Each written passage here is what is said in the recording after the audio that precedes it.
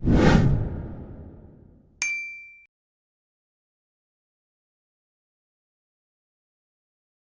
اللہ الرحمن الرحیم۔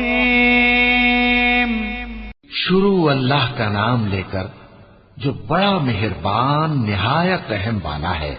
اذا الشمس كورت واذا النجوم كدرت واذا الجبال سيرت واذا العشار عطلت واذا الوحوش حشرت واذا البحار سجرت واذا النفوس زوجت واذا الموءودة سئلت بأي ذنب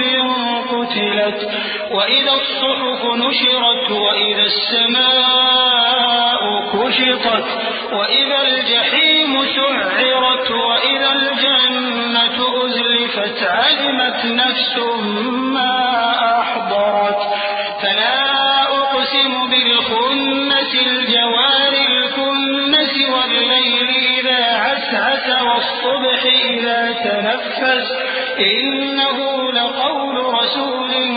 كريم ذي قوة عند ذي العرش مكين مطاع ثم أمين۔ جب سورج لپیٹ لیا جائے گا اور جب تارے بے نور ہو جائیں گے اور جب پہاڑ چلائے جائیں گے اور جب بیاہنے والی اونٹنیاں یوں ہی چھوڑ دی جائیں گی اور جب وحشی جانور جمع کیے جائیں گے اور جب سمندر آگ ہو جائیں گے اور جب روحیں جسموں سے ملا دی جائیں گی اور جب اس بچی سے جو زندہ دفنا دی گئی ہو پوچھا جائے گا کہ وہ کس گناہ کے سبب قتل کر دی گئی، اور جب اعمال کے دفتر کھولے جائیں گے اور جب آسمان کی کھال کھینچ لی جائے گی اور جب دوزخ کی آگ بھڑکائی جائے گی اور جب بہشت قریب لائی جائے گی، تب ہر شخص معلوم کر لے گا کہ وہ کیا لے کر آیا ہے۔ پس میں ان ستاروں کی قسم کھاتا ہوں جو پیچھے ہٹ جاتی ہیں اور جو سیر کرتے اور غائب ہو جاتی ہیں، اور رات کی قسم جب وہ پھیلنے لگتی ہے، اور صبح کی قسم جب وہ نمودار ہوتی ہے، کہ بے شک یہ قرآن اس فرشتہ عالی مقام کا سنایا ہوا پیغام ہے جو صاحب قوت ہے، مالک عرش کے ہاں اونچے درجے والا ہے، سردار ہے، ساتھ ہی امانت دار ہے۔ وما صاحبكم بمجنون ولقد رآه بالأفق المبين وما هو على الغيب بضنين وما هو بقول شيطان رجيم فأين تذهبون إن هو إلا ذكر للعالمين لمن شاء منكم أن يستقيم